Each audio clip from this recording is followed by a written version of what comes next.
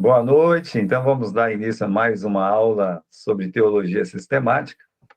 E hoje nós vamos estar falando sobre o caráter de Deus. Especificamente, nós vamos falar sobre os atributos de Deus. Vamos começar a entrar nessa aula sobre os atributos de Deus.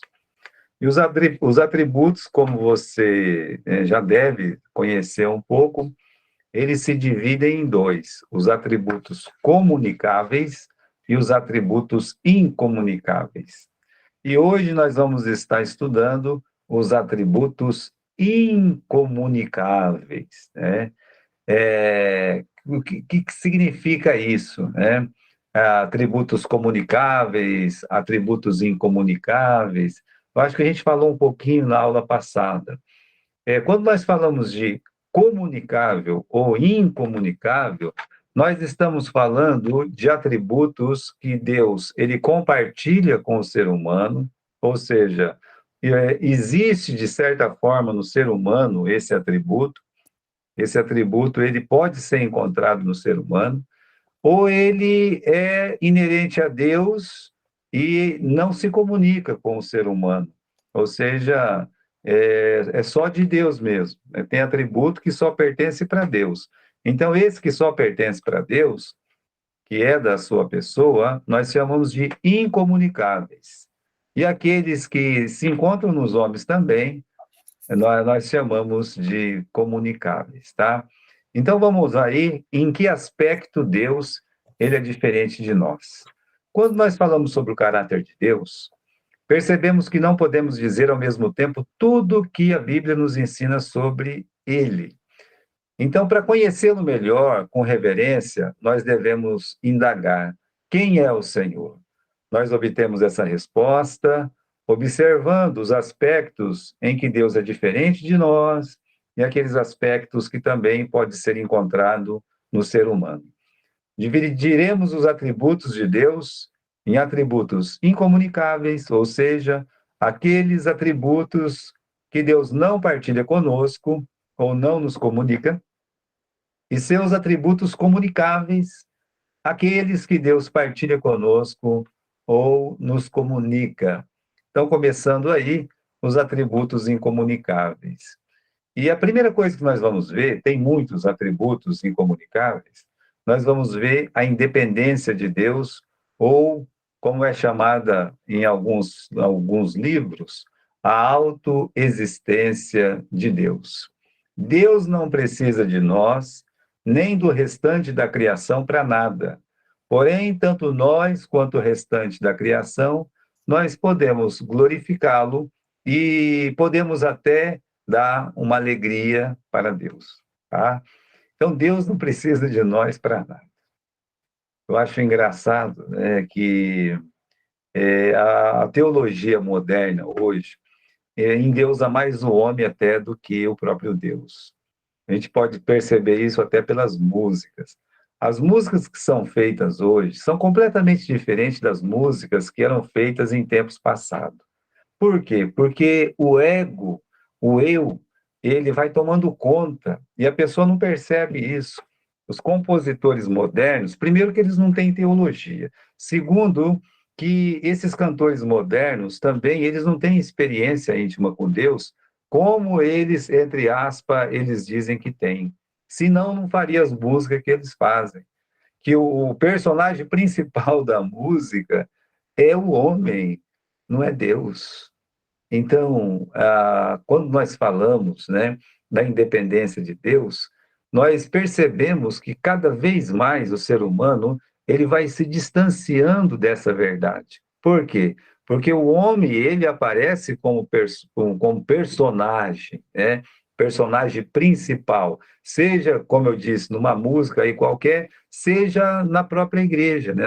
Nas coisas que são feitas dentro da igreja. O fato das igrejas hoje falar em tanto em milagre, em tanto em prosperidade, em tantas coisas assim, é porque não é uma igreja cristocêntrica, é uma igreja mais humana, é uma igreja que ela está interessada em resolver problemas seculares e não o problema do pecado em si. E quando se resolve o problema do pecado em si, a gente passa a pensar em Deus. Olha, se você pegar as músicas, por exemplo, não precisa ir longe, não. Pega as músicas do cantor cristão. Pode falar mal do cantor cristão, que é arcaico, que é isso, que é aquilo, mas preste atenção na teologia das músicas. Você, por exemplo, vê o nosso hino número 1. Se a gente pegar o nosso hino número 1, né? A ti, ó Deus. Então, você vê que ele exalta a Deus, depois ele exalta o Deus Pai, o Deus Pai, Deus Filho, Deus Espírito Santo. É quase sempre assim, né? Você vê que a preocupação do autor, a preocupação de quem fez aquela música, era exaltar e glorificar a Deus, diferente das músicas hoje. Então, falar de independência de Deus é lembrar o seguinte: Deus não precisa de nós. Deus não precisa de nós para nada. Deus, quando ele criou o mundo, ele estava só. É a Trindade, apenas a Trindade. É o Pai, o Filho e o Espírito Santo. Aliás, ele já existia na eternidade, então, como nós vimos, essa questão de tempo para Deus não existe, existe para nós o tempo. Para nós tem dia e noite. Para nós, o sol, a lua, comandam o dia e a noite. Mas para Deus não, porque ele é eterno, né? Então, quando nós falamos da independência de Deus, nós estamos dizendo: Deus não precisa de nós, seres humanos. Deus não precisa de nada da sua criação para ele existir. Deus não precisa da criação inanimada, de uma pedra, de uma árvore, de um rio, nada disso. Deus não precisa de um elefante, de uma girafa. Deus não precisa de nós, seres humanos. Ele nos criou. Então, ele já existia sem nós. Ah, eu me lembro, né, que o pastor João, um dos netinhos dele, foi falar alguma coisa para ele, tipo assim: olha, o senhor sabia que isso, aquele outro, né? Assim, como se o pastor João não soubesse nada do assunto. Então, o menininho chegou com muita autoridade e falou que ele estava sabendo alguma coisa muito importante, né? Que provavelmente o avô dele, com quase 70 anos, é claro que não ia saber daquele assunto tão importante, que aquele menino de 10 anos, 9 anos ou 8 anos sabia, é claro, né? E o vô, com 70 anos, não sabia. E aí, depois que o menino explicou tudo e falou tudo, como se o vô não soubesse nada, o pastor João olhou para ele e disse: menino, eu não sei como eu consegui existir sem você, como eu cheguei aqui com 70 anos sem esse conhecimento, né? Então, quando o homem acha que é alguma coisa, Deus pode olhar e falar a mesma coisa. Eu não sei nem como é que eu consegui chegar aqui, né, em 2022, sem o ser humano. Irmãos, Deus não precisa de parte alguma da criação para existir ou para qualquer outra coisa. Deus é absolutamente independente e autossuficiente. Não depende de nós, né? Para nada. Ele é autossuficiente. Paulo explica que Deus não precisa de nada da humanidade. Nesse texto de Atos, capítulo 17, versículo 24 e 25, é quando Paulo explica: olha, ele não mora dentro de um templo. Ele não precisa ser servido por mãos humanas. Ele não precisa de nada. Então, esse texto, meus irmãos, foi dito por Paulo aonde? Ele foi dito por Paulo para aquele povo culto, sabe? Aquele povo culto que adorava um Deus falso, aqueles deuses do Olimpo. Aquilo é um absurdo. Aqueles deuses do Olimpo é uma coisa de doido, né? Por quê? Porque tem lá o grande Deus, né? Os Zeus, e dos Zeus já é um subdeus, não é nem um Deus, é um subdeus, né? Que é consequência daquele protos-deus lá atrás, sabe? Que esses Zeus que depois vai fabricando novos deusinhos ali, né? Tipo, meus irmãos, o Hermes e coisa e tal. Paulo está falando para esse povo que adora esses deuses, mas esses deuses eles não conseguem sobreviver sem o ser humano. Se você estudar a história dos deuses do Olimpo, eles não conseguem. Eles têm que descer aqui e fazer uma maldade, sabe? Eles têm que descer aqui e possuir uma mulher ou um homem. É assim, aqueles deuses do Olimpo. Por quê? Porque eles precisam o tempo todo do ser humano. Então, Paulo, para quebrar aquele pensamento dos gregos ali, ele cita esse versículo, né? Eu não sei se alguém encontrou esse versículo aí, Atos 17, 24, 25, né? Alguém conseguiu achar isso aí, né? Se você achou, pode ler esses dois versículos para mim. Alguém se arrisca a ler esses dois versículos? Atos 17, 24, 25. Deixa eu ver se eu tenho aqui marcado, né? Eu Vamos achei. lá. Pode, Posso ler? pode ler. O Deus que fez o mundo e tudo o que nele existe, sendo ele Senhor do céu e da terra, não habita em santuários feitos por mãos humanas, nem é servido por mãos humanas, como se de alguma coisa precisasse, pois ele mesmo é quem a todos dá vida, respiração e tudo mais. A parte que eu mais gosto desse versículo aí, irmãos, é aquela parte que fala assim, como se ele precisasse de alguma coisa. Para mim, essa é a parte principal do versículo. Porque me remete lá no Salomão, quando Salomão faz aquele templo lindo, majestoso, lindo, lindo. Olha, levou anos para ser construído aquele templo. Aquele templo começou, na verdade, na mente, no coração do Davi, que ele foi proibido de construir. Mas antes de ele morrer, ele preparou materiais, ele preparou o tesouro, ele conversou com o rei da Fenícia. E depois eles trouxeram aquelas madeiras, aqueles carvalhos, aquelas, sabe, ouro que não acabava mais. Fizeram aquele templo majestoso, todo lindo, maravilhoso. E Deus citou essas palavras lá para Salomão. Eu não preciso de nada disso. Eu não preciso. Meus irmãos, quando fala de habitar, onde Deus habita, é claro que ele está lá na Shekinah, é claro que ele pode ser visto, meus irmãos, lá no tabernáculo, mais precisamente ele pode ser visto ali no propiciatório, na arca, ele pode ser visto sim naquela nuvem, sabe? Ele pode ser visto, mas o profeta lembra uma coisa muito importante. Onde mora o Senhor? O Senhor, ele mora num alto e sublime lugar. E também ele habita no coração daquele quebrantado, sabe? Então, veja, Deus ele não precisa de nada que a gente faça para ele existir.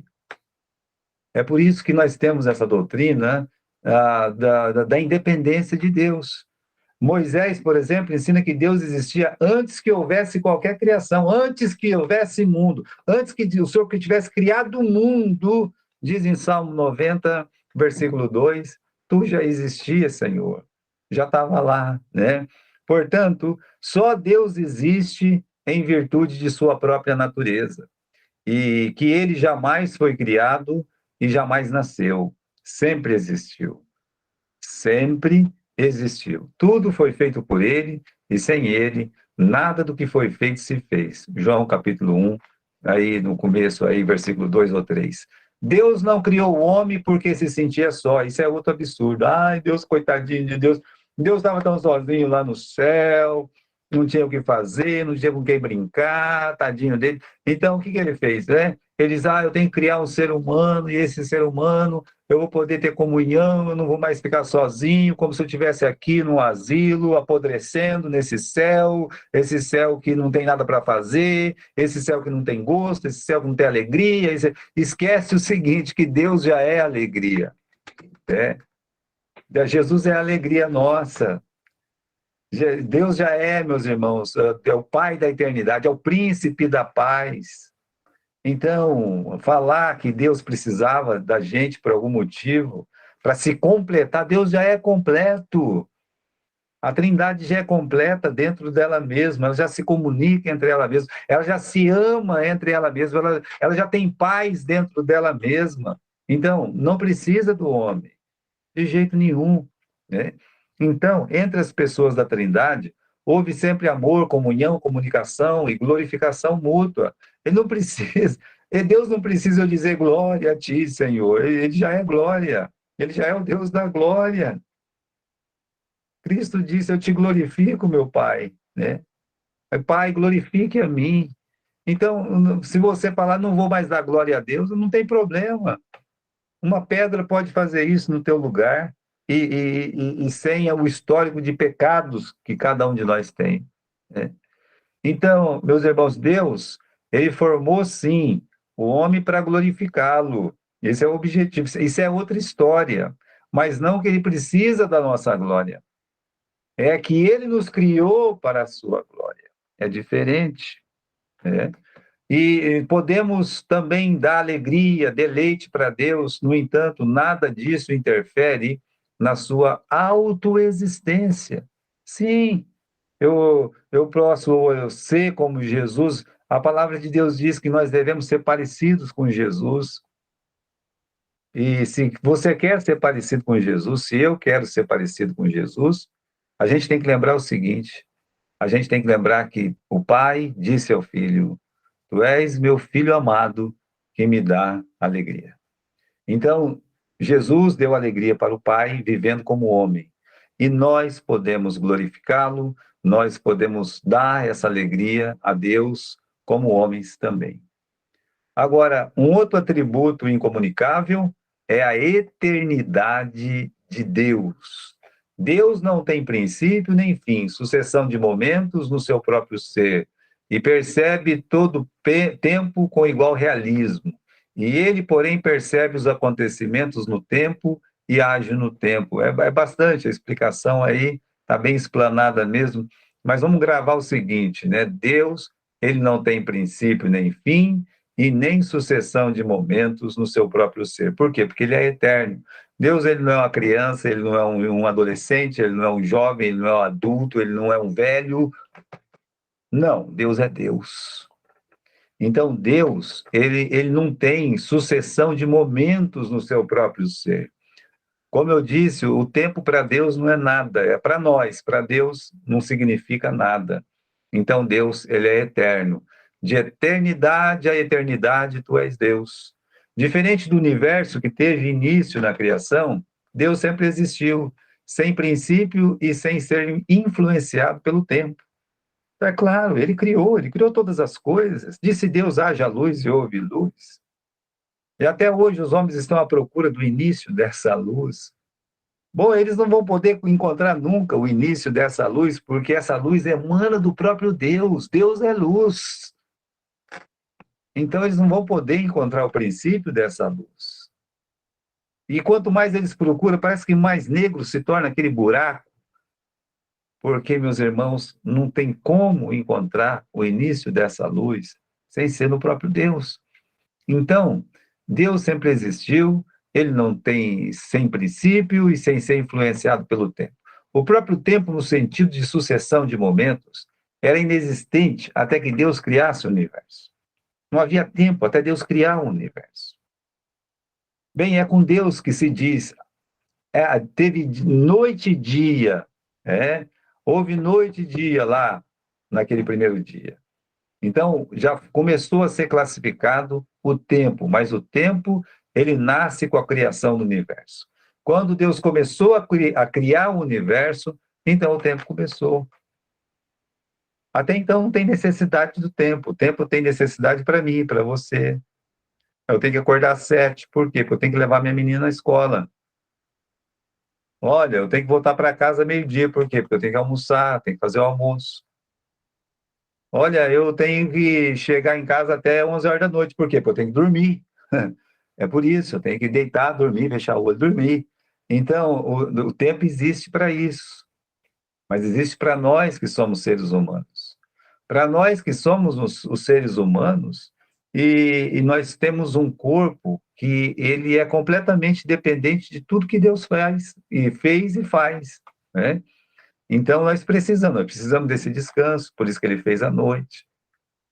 Nós precisamos parar um pouquinho para comer, nós precisamos parar um pouquinho para descansar durante o dia. É assim que funciona. Por quê? Porque nós temos o tempo, Deus não tem.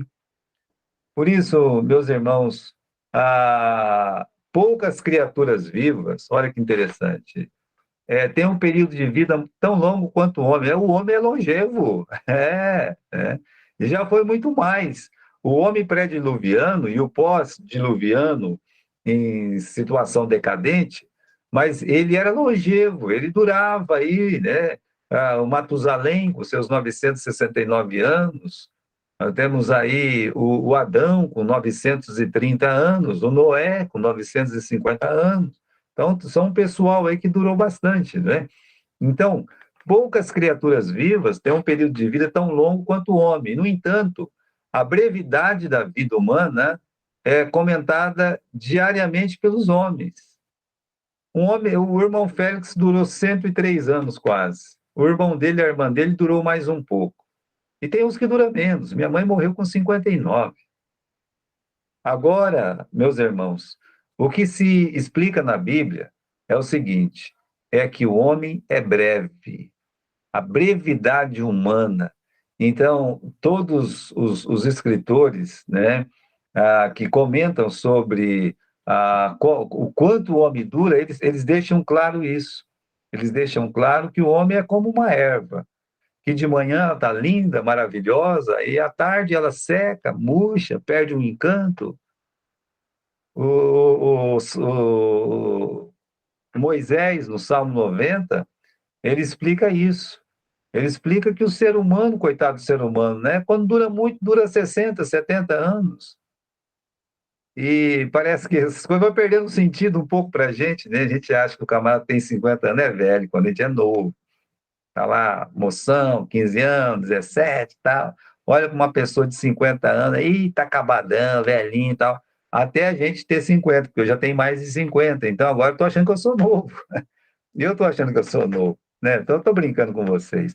Mas olha, irmãos, essa é a nossa realidade. Com 70, 80 anos, estava conversando com o irmão da igreja, que eu amo muito, tá com 76 anos de idade, uma pessoa maravilhosa que eu amo muito. Nós estávamos comentando da Mariazinha, né? Porque a Mariazinha tem decaído muito nesses dias, e a gente está sempre assim, leva para o hospital, cuida, leva, traz, né? E comentando, e eu falei, parece que eu sinto que as forças da Mariazinha estão se esvaindo. Esqueci que ele tem 76 anos. Aí ele olhou para mim e disse assim, pastor, é assim mesmo que a gente se sente. Eu subi essa rua sem parar. Hoje eu paro um pouquinho para subir essa rua, descanso na metade do caminho. É se esvaindo mesmo que vai a nossa força. Agora, veja, irmãos, a habitação de Deus é dentro de uma eternidade destituída de divisões. O nosso período de vida tem divisões. Deus não, como eu expliquei. O nosso período de vida é meninice, é idade adulta, é velhice. A vida de Deus não pode ser dividida quanto à sua essência. E é por isso que o salmista disse: a tua presença, o prazo da minha vida é nada. Então, se você calcular o prazo da tua vida diante da presença de Deus, se você calcular o quanto que você viveu, 100 anos, ou como Matusalém, 969 anos, na presença de Deus não é nada, não significa nada. Por isso é que esse atributo da eternidade é incomunicável. Nós não somos eternos no sentido que Deus é eterno. Nós vamos receber a vida eterna, mas essa eternidade nossa teve um começo. O meu, em 30 de julho de 1970. Já, meus irmãos, a de Deus, ele não pode dizer, eu nasci aqui. Ele existe para todo sempre. Muito bem, né? Deus percebe todo o tempo com igual realismo. Às vezes nós temos dificuldade para lembrar acontecimentos recentes, mas Deus percebe o que houve há 1000 anos atrás como se fosse hoje. Para Deus, 1000 anos atrás, para Deus o que o Adão fez lá é hoje.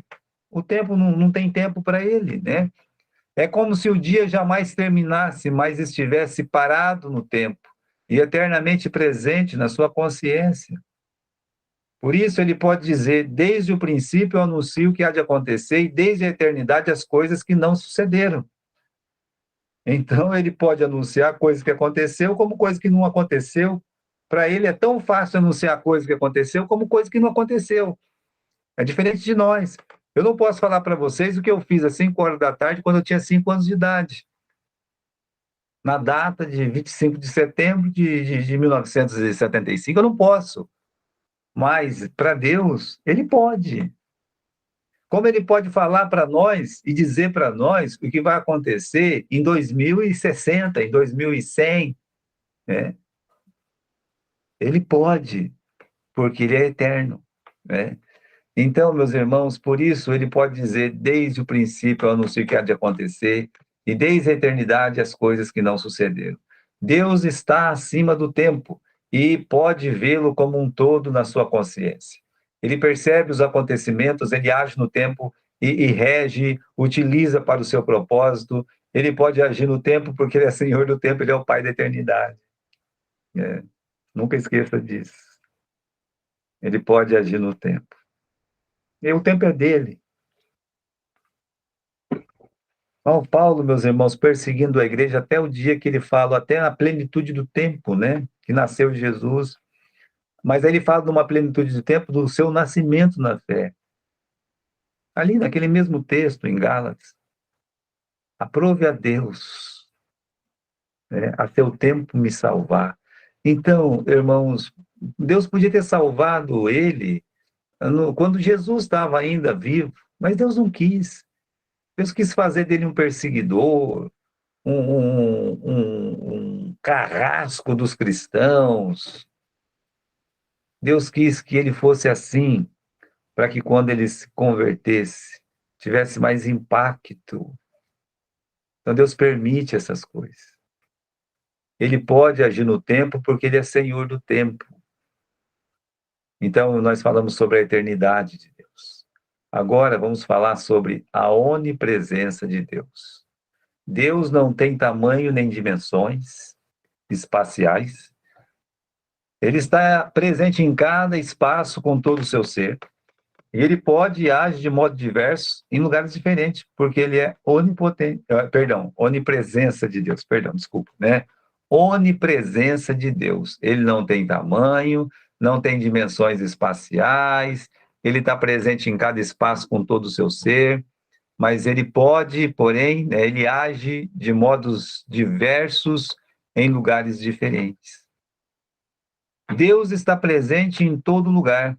Há, porém, determinadas passagens que falam da presença de Deus em toda parte do espaço. Porventura não enche os céus e a terra, diz o Senhor. Não há lugar de todo o universo, na terra ou no mar, no céu ou no inferno, onde possa escapar a presença de Deus. Deus está presente com todo o seu ser, em cada canto do espaço. Parece difícil a gente pensar nessas coisas. Mas eu quero lembrar o que está escrito aqui. Deus está presente com todo o seu ser em cada canto do espaço. Na terra, no céu, no inferno, no mar, onde possa escapar a presença de Deus, não tem lugar, que é um lugar, por exemplo, aqui nesse lugar, a presença de Deus, ela não vai acontecer. Vamos estar dentro de uma bolha aqui Deus não vai poder entrar. Deus não pode entrar. Mas Deus entra. Acho que eu já contei para vocês. Quando eu era jovem, eu tinha uma fita do pastor Fanini, e ele, nessa fita, né, aqueles antigos gravadores, mais velhos, só estamos aqui, tudo velho mesmo da nossa classe, mas nessa fita, ele tinha uma mensagem muito linda. E ele disse que ele foi, uma vez, pregar num cemitério, no velório de um irmão, de um jovem que tinha morrido. E ele percebeu que no túmulo ao lado, o camarada, ele fez uma frase e colocou lá no túmulo. Ele mandou escrever no túmulo dele o seguinte: aqui nem Deus pode entrar. Colocou no túmulo dele esse sujeito. E o pastor Nilson do Amaral Fanini, ele disse o seguinte: tempos depois, faleceu um membro daquela família, da mesma família do menino que tinha morrido. E aí, então, ele foi para enterrar novamente, ele foi lá, né, no mesmo lugar, como a gente, como pastor, faz. Creio que naquele tempo ele não era tão famoso, né? Então, ele foi lá fazer aquele velório, lá no cemitério, e ele olhou, e lá estava a frase de novo: aqui nem Deus pode entrar. Já meio apagada, cansada, mal podia ser lida, mas aconteceu uma coisa interessante que ele percebeu. Ele percebeu que aquele túmulo estava rachado, sabe? rachou o túmulo. Rachou o túmulo de uma forma que naquela rachadura nasceu uma flor. E o pastor Nilson viu naquilo um sinal de Deus.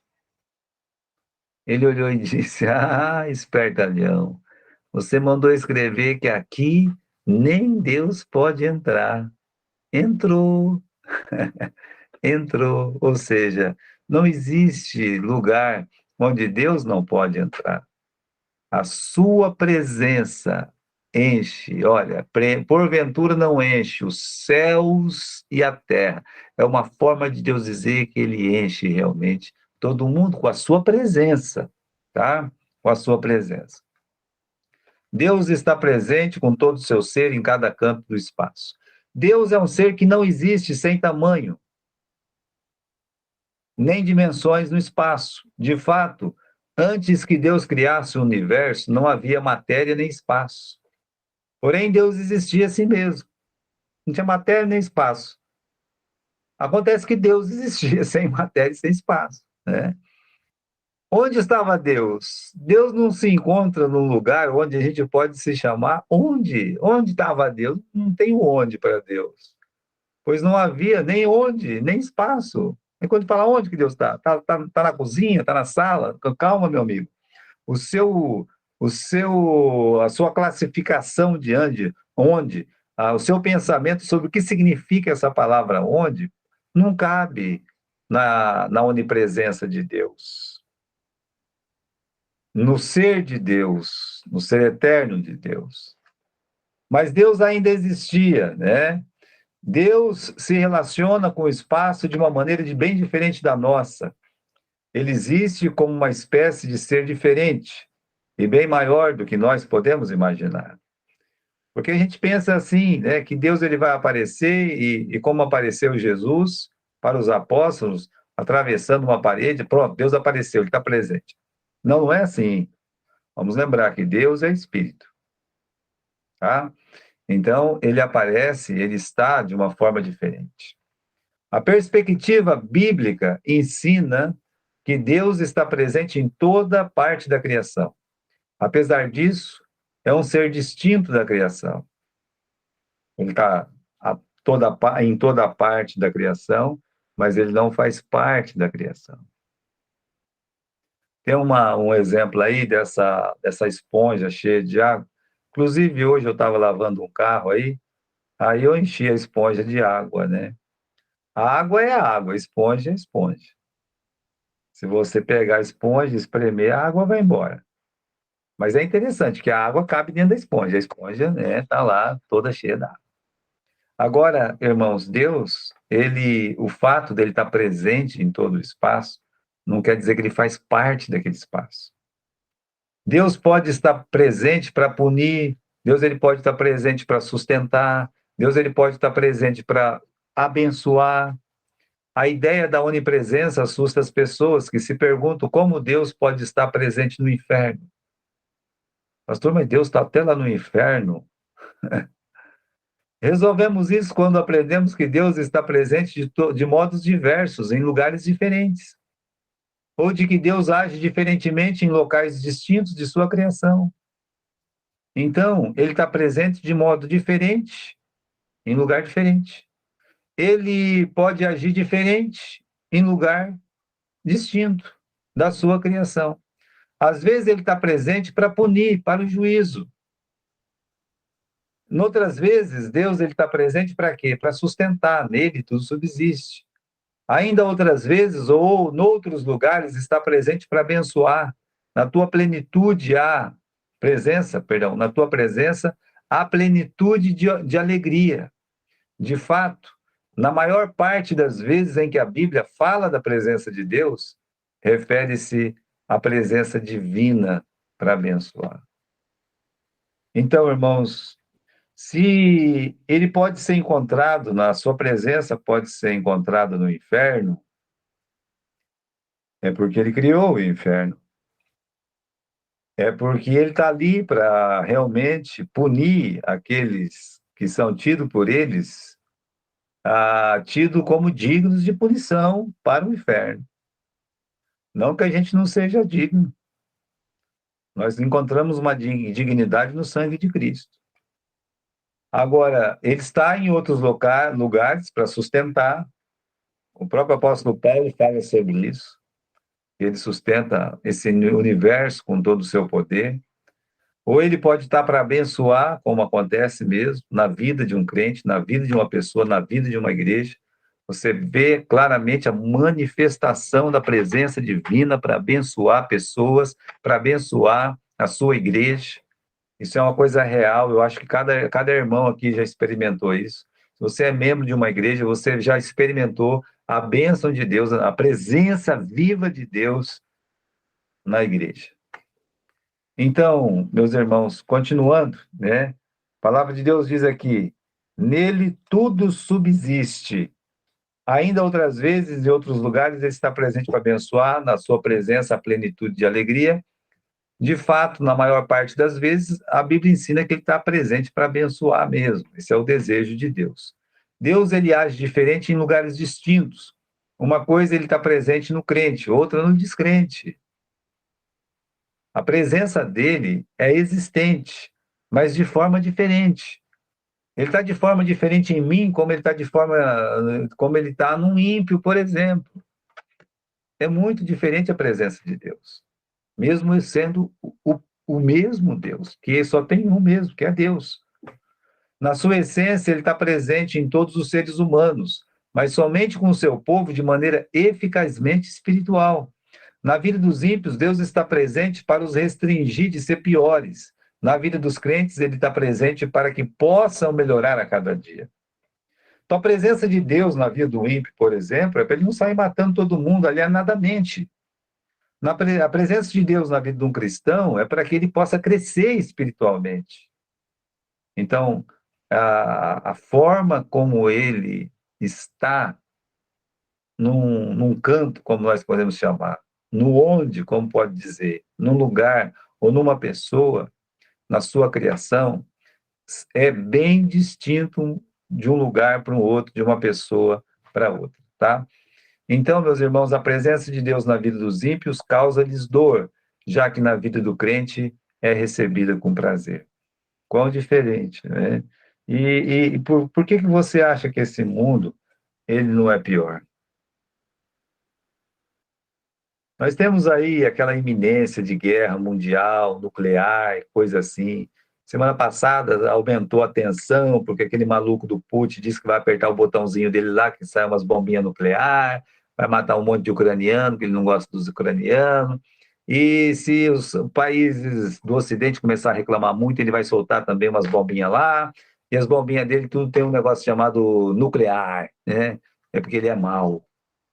De fato, meus irmãos, ele é muito mau. O Putin é mau. Mas sem a presença de Deus para restringi-lo, ele seria bem pior. Como existe aquelas pessoas que você parece que quando você olha já vê uma auréola na cabeça, né? Você já vê o crescimento, a maturidade espiritual. A presença de Deus na vida de um cristão é para produzir exatamente isso. Enchei-vos do Espírito. Então, meus irmãos, a pessoa que lê a palavra de Deus, medita nela, o aproveitamento dela será para todos, como promete o apóstolo Paulo, o seu pupilo Timóteo. Então, olha, isso é a onipresença de Deus. Vamos falar agora sobre a unidade de Deus. Deus não está dividido em partes, porém, percebemos atributos diversos de Deus enfatizados em momentos diferentes. Quando as Escrituras falam dos atributos de Deus, jamais destacam um deles como mais importante que os restantes. Por exemplo, Deus é luz, e também ele é amor. Deus não é parte luz e parte amor, nem tampouco é mais luz do que amor. Há uma equivalência em seus atributos. Não há um atributo que seja mais importante que o outro. Coexistem no ser de Deus, fazem parte do seu caráter e não pode opor-se um ao outro. Dessa forma, somente em Deus é possível encontrar justiça beijando misericórdia, como fala o Salmo 80. Ora, meus irmãos, Quando nós falamos da unidade de Deus, é como acabamos de ler aqui e explicar, qual atributo que a gente mais gosta? Ah, pastor, eu gosto do atributo do amor, eu gosto do atributo da bondade, eu gosto do atributo da misericórdia. Tá, mas vamos falar de outros atributos de Deus. Vamos falar da santidade de Deus. Vamos falar da justiça de Deus. Vamos falar daquilo que o profeta disse, olha, que Deus ele não pode ver o nosso pecado, ele tem nojo do nosso pecado. O pecado não pode ficar na presença de Deus, porque ele é santo, ele é justo. Ele não pode ver o mal. Mas, pastor, se é assim, se ele não pode ver pecado, se ele não pode ver o mal, se ele não pode ver o mínimo de mancha, então como é que eu posso ficar na presença dele? Meu irmão, a resposta é simples. Você não pode. A santidade de Deus, ela não permite. A justiça de Deus, ela não abre mão. Então, a resposta é: nós não podemos. Acontece que Deus é santo, Deus é justo, mas Deus também é misericórdia, Ele é amor, Ele é graça. E aí, nós somos ensinados pela própria palavra de Deus sobre a nossa salvação, salvos, salvos por quê, né?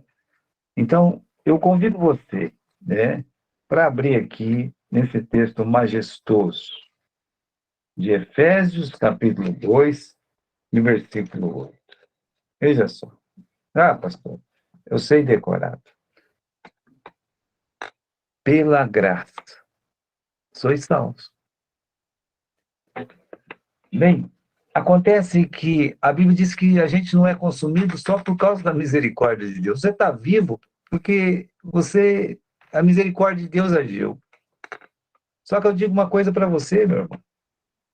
Só a misericórdia de Deus não te salva.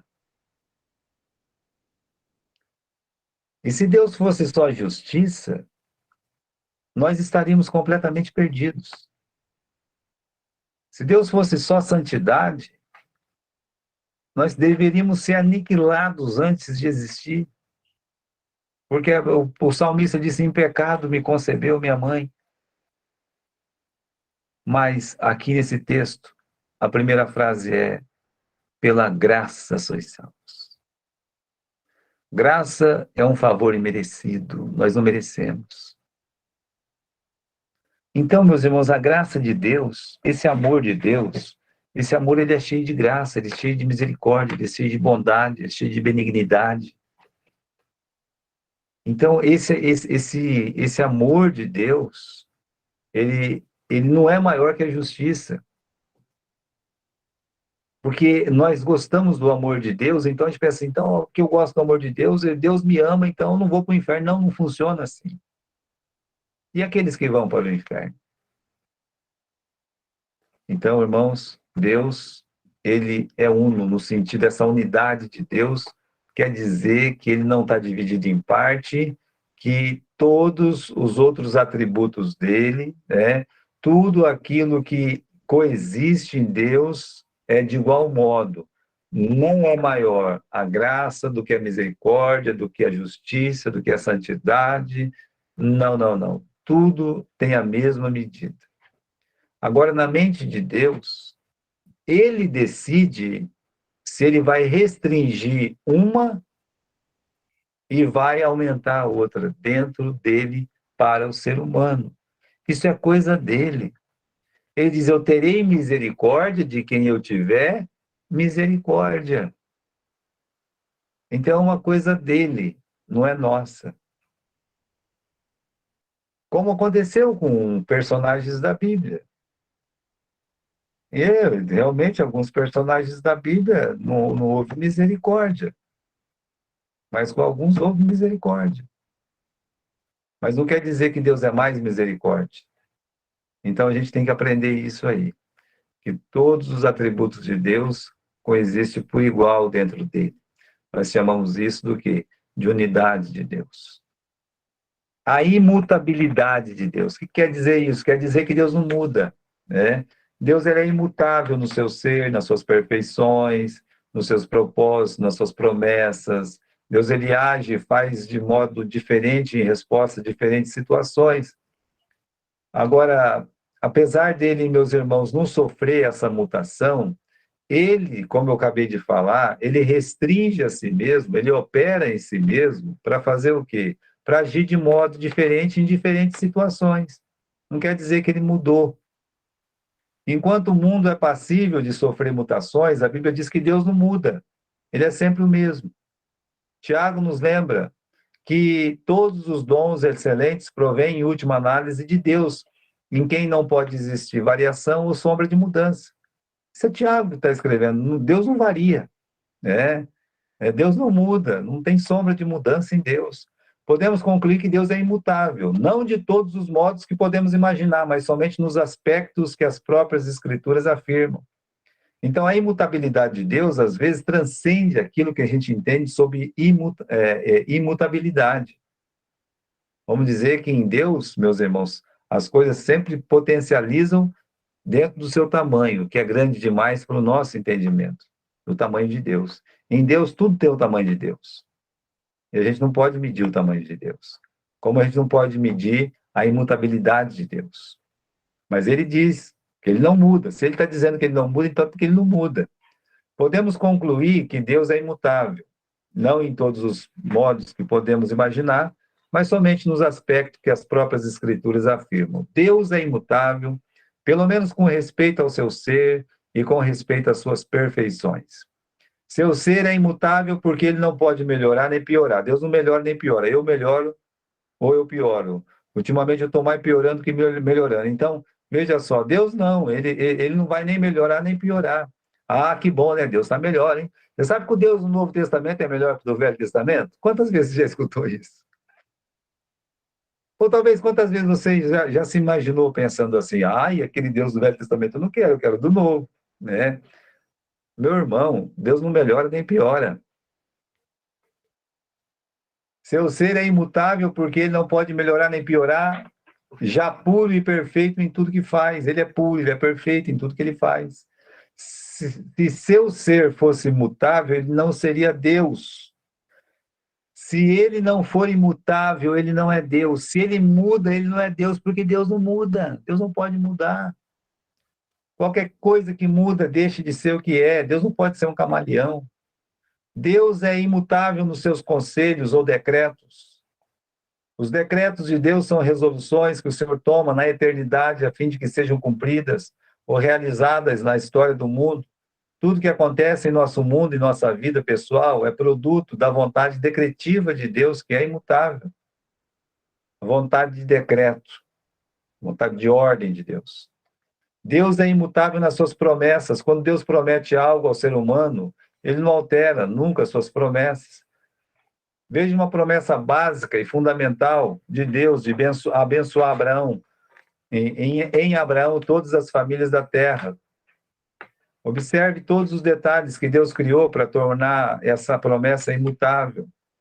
Porque como é que um homem podia ser uma bênção para todas as famílias da terra?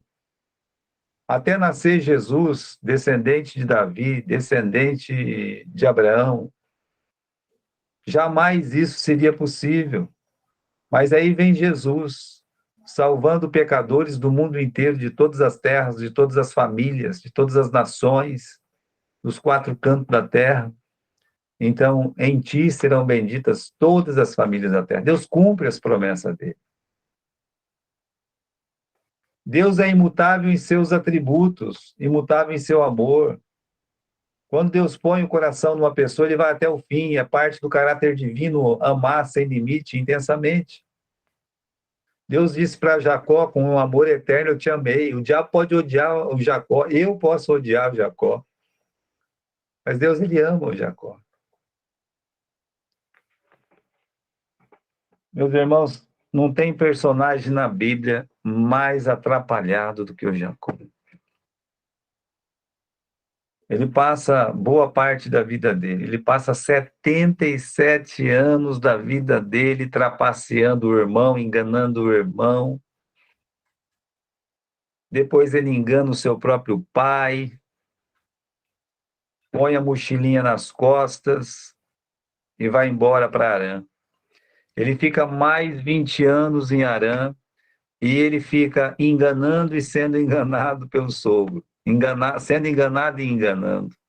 É mais 20 anos de engano. Ele sai de Harã com 97 anos de idade. E com 97 anos de idade, ele só faz trapalhada. Até ele ter aquele encontro com Deus no Val do Jaboque. Quando ele encontrou com Deus, ele já tinha 97 anos, ele morreu com 147 anos. Então veja, irmãos, e após a sua conversão, ele não melhorou de uma hora para outra. Você vai ver mais algumas trapalhadas na vida dele.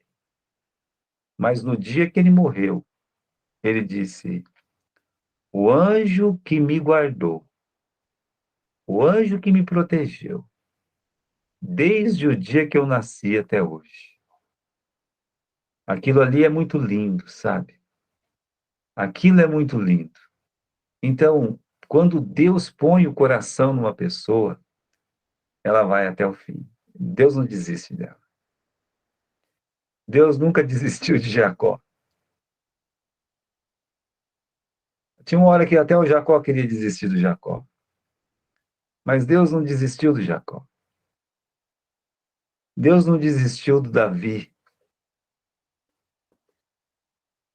Seja, meus irmãos, quando ele matava um gigante, seja quando ele estava completamente errado na vida dele, Deus não desistiu dele.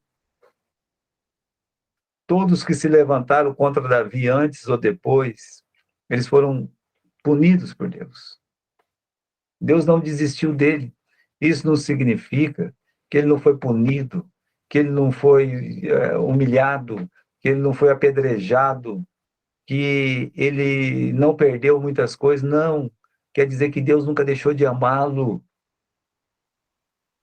Então, Deus é imutável em seus atributos, ele é imutável em seu amor, ele é imutável em sua verdade. O que foi verdade uma vez vai ser sempre. O salmista diz: a sua verdade está firmada nos céus para sempre. Aquilo que é verdade, meus irmãos, qual que é a definição de verdade? Nós já vimos isso lá em Teologia Sistemática, quando nós estudamos a palavra de Deus. O que é a verdade? Verdade é Deus e o que ele diz na sua palavra. Isso é a verdade. Deus é verdade. E o que ele disse na Bíblia também é verdade. Então, ele é imutável em sua verdade, não vai mudar. O que Deus disse não vai mudar. O que Deus fala sobre família não vai mudar. O que Deus fala, meus irmãos, sobre justiça não vai mudar. O que Deus fala sobre misericórdia não vai mudar. O que Deus fala sobre salvação não vai mudar. O que Deus fala sobre perdição também não vai mudar. E Deus, ele é imutável na sua misericórdia. A razão de não sermos consumidos é porque Deus permanece imutável nos seus atributos. A misericórdia de Deus, por causa do que Cristo fez, é a não imposição de penalidade sobre nós, não obstante a continuação de nossos atos pecaminosos. Meus irmãos, a misericórdia de Deus é... Como é que eu defino misericórdia? É você olhar para uma coisa toda levada à breca, caída no chão,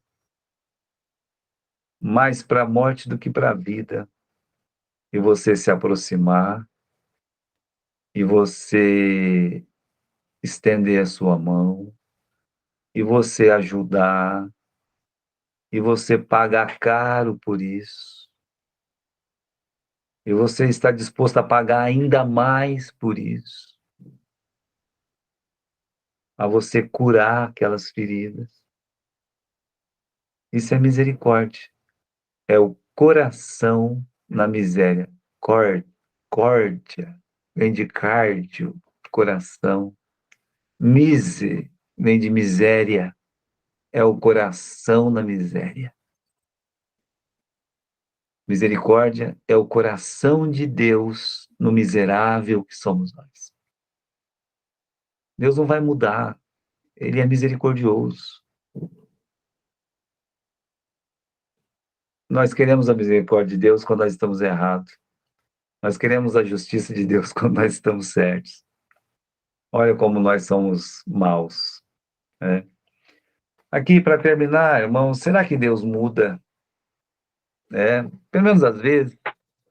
Surpreendemos-nos intrigados diante de passagens bíblicas em que Deus diz que julgaria o seu povo, mas depois, por causa das suas orações ou do arrependimento do povo, acaba se apiedando e não faz o que disse que faria. Entre os exemplos, citamos a bem-sucedida oração de Moisés, que evitou a destruição de Israel, lá em Êxodo 32, o acréscimo de 15 anos à vida de Ezequias, Deus mudou, parece, né? E o fato de Deus ter voltado atrás na decisão de julgar Nínive. Não serão casos em que os propósitos de Deus de fato mudaram? Além das passagens nas quais se diz que Deus está arrependido de ter feito alguma coisa, como o homem, por exemplo, ou a eleição de Saul como rei, Deus mudou nesses casos? Essas citações revelam que Deus é imutável, mas ele não é estático. Deus muda de atitude quando suas promessas, por exemplo, são condicionadas à obediência dos homens. Relembremos que a definição de imutabilidade ressalta que ele o faz de um modo diferente em resposta a diferentes situações. Tanto no caso de Ezequias quanto no caso de Nínive, observamos uma mudança de atitude nos homens. Quando o estado moral do homem muda, isto é, quando os homens se arrependem do mal praticado, Deus também muda de atitude para com eles, sendo-lhes misericordioso. Essa mudança de forma alguma indica que ele mudou qualquer coisa na sua natureza, ou nos seus atributos, ou nas suas promessas. Deus age uma hora de acordo com amor, outra hora ele age com justiça, mas o seu ser é inabalável, ele é inalterável, ele é imutável. Então, meus irmãos, ele pode sim, destruirei Nínive. Ah, Deus não destruiu, né? Calma. Nínive foi destruída, arrasada, mas não naquele dia. Calma, é. O problema do Jonas é que ele é um profeta sem misericórdia, mas ele tem uma teologia boa, ele tem uma teologia forte. O Jonas é um dos maiores teólogos do Velho Testamento. Ele diz: eu sei que tu és um Deus misericordioso, gracioso.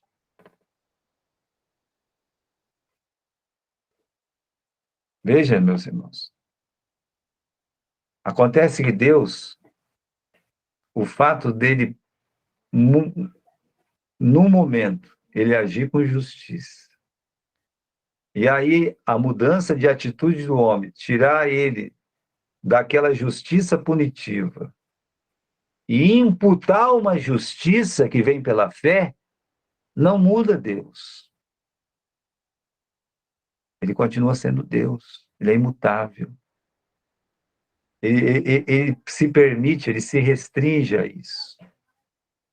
É o que nós chamamos a vontade de decreto. A vontade de decreto é que todos os pecadores estão condenados. O salário do pecado é a morte. Mas nesse decreto está escrito: aquele que crê será salvo. Por isso, meus irmãos, essa vontade de decreto já está explicando que se o homem se arrepender, ele vai ser salvo. Não, pastor, mas tem aquela questão da eleição, da predestinação. Olha, isso é coisa que nós vamos estudar lá na frente. Mas aprenda isso de Deus. Ele não vai deixar de ser justo porque um pecador é salvo. Ele não vai deixar de ser santo porque os ninivitas se salvaram. Não. Ele não mudou. Não, ele não mudou. Deus jamais mandaria um pregador sabendo que aquelas almas não seriam tocadas. É por isso que se Deus te chamou para um lugar, que seja uma vila, que seja uma cidade, que seja um país, você pode acreditar. Tem almas para serem salvas nesse lugar. Ele não vai colocar um filho dele, ele não me colocaria em Gália se eu não tivesse um trabalho muito importante para salvar pessoas em Gália. Ele não me levaria para Fernão, que é muito menor que Gália, se não tivesse uma alma ali para ser salva. Eu me lembro que a primeira pessoa que foi batizada no meu ministério, não por mim, mas pelo pastor João, a primeira alma que eu ganhei para Cristo, que se manifestou por batismo, quando eu assumi o trabalho de Gália, não foi em Gália, foi lá em Fernão. Na verdade, foi duas almas, a irmã Marinha e a netinha dela. É um espetáculo isso, porque quando você entra dentro daquela cidade, você pergunta assim, mas será que alguém vai se salvar aqui? Então, meus irmãos, Deus, ele é assim, ele não muda. Porque, mas ele disse que ele ia punir os ninivitas. Mas eles se arrependeram. E a Bíblia diz que quem se arrepende é salvo. Não é assim? Né? Então, veja só, né? Na continuação, para terminar, os casos de arrependimento de Deus podem ser entendidos como expressões do descontentamento presente de Deus diante da pecaminosidade do homem. Em nenhum dos casos supracitados, a linguagem é forte o bastante para fazer pensar que se Deus pudesse começar de novo e agir de modo diferente, de fato não criaria o homem, nem faria Saul rei. Isso feito mostraria que Deus não planejou ou não teve poder suficiente para evitar tais males. Porém, Deus não planeja mal nem erra nos seus objetivos. Mesmo que a humanidade lhe causou pesar a curto prazo, a longo prazo, acabariam realizando os seus bons propósitos. Então, em Deus, meus irmãos, não tem nada que tem falta de planejamento. Nada, nada, nada. Ele pode dizer, eu arrependi de colocar Saul como rei, né? Ele pode dizer. Veja que coisa interessante. Deus ele permitiu que o Saul fosse rei. Talvez você pergunta, por que ele fez isso? Porque precisava passar 10 gerações até um Davi entrar, porque ele também era descendente dos Moabitas. Ruth era Moabita. Tudo tem um propósito. Davi, ele não poderia ser o primeiro rei, porque não estava no tempo ainda. Era uma geração antes daquele tempo que Deus permitia. E depois o Saul tinha que sair de cena, porque senão o filho dele ia ser rei. E aí não ia se cumprir o que Deus tinha dito lá atrás na sua palavra. Meus irmãos, tudo tem que se cumprir cabalmente. A gente olha assim e fala assim, mas será que Deus errou? Será que Deus, né? Não, não tem nada errado em Deus. Deus, ele pode olhar para um Felipe, ele pode olhar para um João e dizer assim, olha, e aí, que esse pessoal está com fome aí, né? Mas o próprio texto lá diz que Jesus já sabia o que ele ia fazer. Ele já sabia que ia fazer aquela multiplicação de pães. Mas cabia aos apóstolos ali buscar uma solução, buscar fazer alguma coisa. Por isso que ele disse, vai ver o que eles têm para comer. Não tem nada. Tem alguma coisa aqui. Alguém disse, tem 5 pães e 2 peixes. É desse menino, tá vendo só? Mas Jesus já sabia exatamente o que ele ia fazer. Ele podia olhar e dizer assim, olha, menino, vem cá. Você, dá esse pão aqui. É só você que vai dar mesmo? Vem cá, vem cá. Né? Mas ele permite que muitas coisas aconteçam ao redor. E às vezes no texto bíblico está escrito, e Deus se arrependeu. Mas não, esse tipo de arrependimento não é igual ao nosso arrependimento. Até o arrependimento em Deus é diferente do nosso. É por isso que muitas vezes nós não entendemos muitas coisas das Escrituras. Porque nós queremos calcular Deus e imaginar Deus dentro de um pensamento finito, humano, que é o nosso. Muito bem, meus irmãos. Nossa aula está acabando aí. Contente de ter vocês aqui, né? A nossa turminha. Vamos dar uma chacoalhada nesse pessoal para ver se a gente melhora a nossa assistência na próxima segunda-feira, né? Faltei demais, eu peço perdão, agora não estou conseguindo recuperar, né? Mas eu acredito que a gente juntos, a gente vai poder melhorar a nossa assistência. Alguém tem alguma pergunta? Nenhuma pergunta? Então tá bem, né? Eu quero dar aqui meu boa noite e muito obrigado, Kelly, você foi muito gentil. Deus te abençoe, tá, minha irmã? Deus te Obrigada, pastor. abençoe. Amém. Feliz de você ter se prontificado, né? A Kelly é uma irmã que eu conheci ela criança ainda, lá em Duartina, né, Kelly? Pupila da Mariazinha, quem diria, né?